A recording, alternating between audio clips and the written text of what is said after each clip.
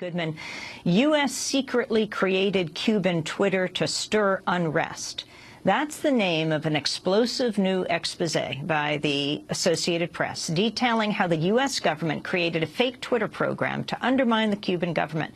The communications network was called Zunzuneo, the slang for a Cuban hummingbird's tweet. It was reportedly built with secret shell companies financed through foreign banks. The program used cell phone text messaging to circumvent Cuba's strict internet restrictions. At its peak, it drew in more than 40,000 Cubans. However, its subscribers were completely unaware they were using a U.S. government program and giving American contractors their private data to potentially use for political purposes. Perhaps most shockingly, the Cuban Twitter program was not paid for and run by a spy agency such as the CIA. Instead, it was the brainchild of USAID, the U.S. Agency for International Development, best known for overseeing billions of dollars in U.S. humanitarian aid.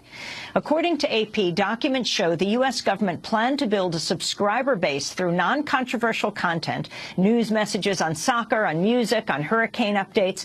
Later, when the network reached a critical mass of subscribers, operators would introduce political content aimed at inspiring Cubans to organize smart mobs, mass gatherings called at a moment's notice that might trigger a Cuban spring, or as one USAID document put it, renegotiate the balance of power between the state and society.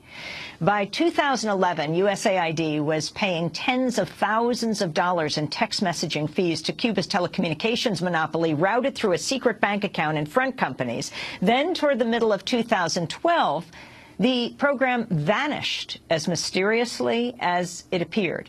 On Thursday, White House Press Secretary Jay Carney also defended the USAID's Cuban Twitter program. Suggestions that this was a covert program are wrong.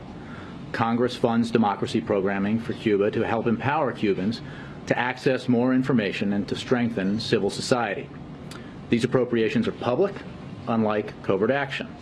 The money invested has been debated in Congress. In addition, GAO reviewed this program in detail in 2013 and found that it was conducted in accordance with U.S. law and under appropriate oversight controls. That was White House Press Secretary Jay Carney. Well, for more, we go to Madison, Wisconsin. We're joined by Peter Kornbluh, directs the Cuba Documentation Project at the National Security Archive, a public interest research center located at George Washington University. He's the co-author of the forthcoming book, Back Channel to Cuba, The Hidden History of Negotiations Between Washington and Havana. He recently wrote an article in Foreign Policy called Our Man in Havana, Was USAID Planning to Overthrow Castro? Peter Kornbluh, welcome back to Democracy Now! Well, why don't you answer that question? Talk about this Twitter account and what you have been most surprised by. Well, USAID is clearly in the job of trying to bring about regime change in Cuba. It financed a program sending private contractors into Cuba secretly several years ago to set up satellite communications networks. And now we found out through this extraordinary Associated Press story that it was trying to set up a secret Twitter network that has all the elements of a classic covert operation. It has secret bank accounts, shell companies, multinational platforms in terms of various countries being used, Nicaragua, Spain, Ireland, London, and in the background, a murky office in USAID called the Office of Transition Initiative, OTI, that clearly is competing with the Central Intelligence Agency for creative regime change programs in Cuba. It's a stunning story. It's an important story, and I'm glad we're talking about it. How it was going to work. I mean, how the whole thing, the Associated Press expose, how they had the Cuban cell phone numbers, they got a hold of them, and why this went to USAID in the end.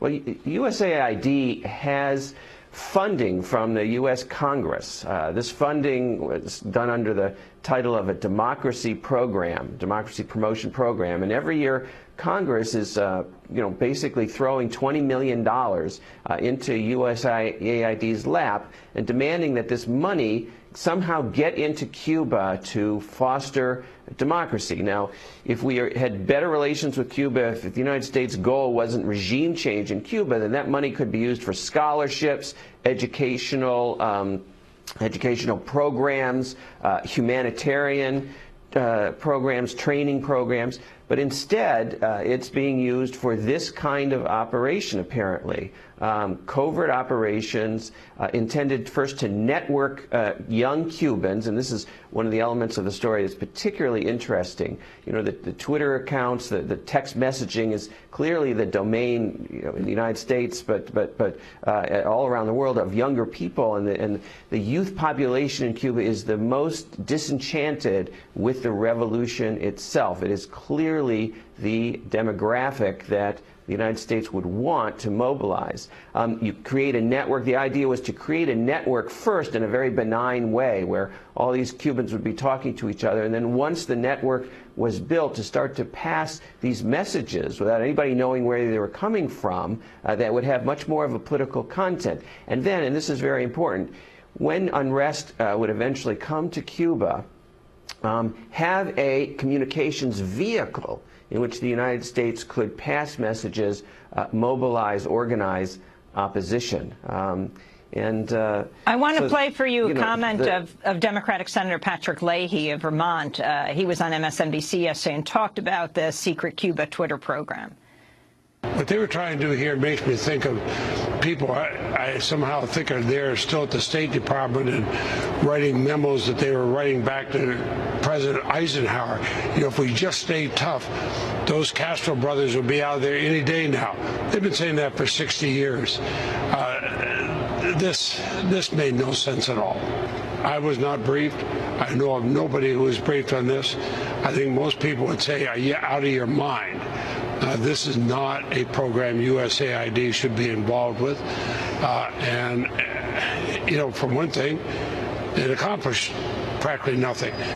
That's Democratic Senator Patrick Leahy of Vermont. Now, the U.S. government, we heard the spokesperson, Jay Carney, former reporter himself for President Obama, saying this wasn't secret. Yet AP gets these memos, like the one in 2010 from Mobile Accord, one of the project's contractors. There will be absolutely no mention of United States government involvement. This is absolutely crucial for the long-term success of the service and to ensure the success of the mission. Peter Kornbluh. Of course, it is secret. Jay Carney is misleading the American public. This is one of the saddest elements of this whole story, is the way the Obama administration has deceptively misrepresented these USAID programs. USAID perhaps is the new CIA here. And this all has a whiff of Iran-Contra kind of elements, in which you may remember, Amy, you better than anybody, back in the mid-1980s when the CIA was banned from supporting the Contras in Central America by Congress and passed the operations to the National Security Council so that they could be conducted from there. And here we may have a situation where covert operations have simply been passed to USAID, where there isn't very much scrutiny. But it also begs the question, if this is what USAID is doing in Cuba, what has the CIA been doing there all this time? I think there's quite a bit of programming and operations that we don't know about directed towards Cuba that I think is really fundamental to be discussed and debated now, so we can change this archaic policy that Patrick Leahy referred to and get on with normalizing relations with Cuba, which of course is changing rapidly into not from a communist society to a capitalist society.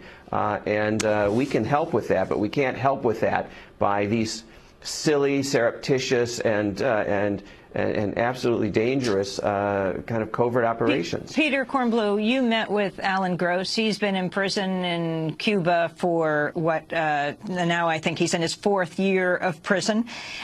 This is back in 2010, about the time that this program was starting, and he was arrested by the Cuban authorities for setting up a satellite communications network in Cuba as part of USAID's Cuba Democracy and Contingency Planning Program. Is there a link?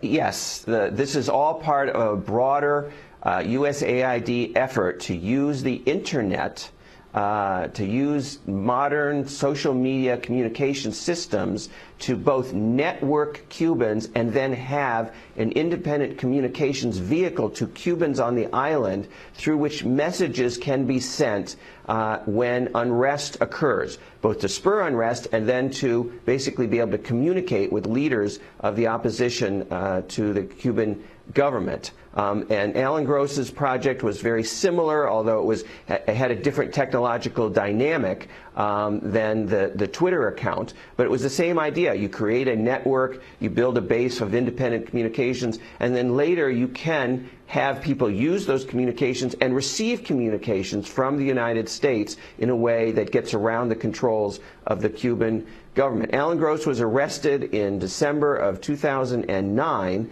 I believe that this program probably was in the works, this Twitter program, all throughout 2009 also, and may well have derived from the very end of the Bush administration. The Bush administration really wanted to help the Republican Party and help Jeb Bush in Florida eventually by pushing forward with covert operations and pro-democracy operations, and they started throwing even more money at USAID to do this. But one of the elements that we've learned here is that even after Alan Gross was arrested and Congress began to very forcefully scrutinize these types of surreptitious, certainly clearly covert operations being run out of USAID, USAID did not stop them. They continued and escalated this very Twitter-like program that we're now learning about. I think it's very important, though, Amy, that we recognize one thing. Like the Alan Gross gambit, this Twitter operation failed miserably. It was a waste of money in the end, and now the revelations of it are hurtful to the effort to kind of rebuild a U.S.-Cuban relationship, solve the problem of Alan Gross in prison in Cuba and the 3 Cuban spies that are still in prison in the United States, and get on with a relationship with Cuba that is a modern relationship that meets the national interests of the United States of America. And these regime change programs are only hurtful to those national interests. Peter Kornbluh, I want to thank you for being with us, directs the Cuba Documentation Project National Security Archive. We will link to the article you just wrote about this AP expose, and that does it for the show. Our condolences to Democracy Now! Fellow Messiah Rhodes on the death of his partner, Ashley Blake. She will be buried today. Democracy Now! Is produced by Mike Burke, Renee Peltzer, Amate, Nermin Sheikh, Steve Martinez, Sam Alka, Fani Masood, Ravi Karen, Dina Guzder, Amy Littlefield. Special thanks to Julie Crosby, to Becca Staley, to Sharina Nadura, to Messiah Rhodes, and to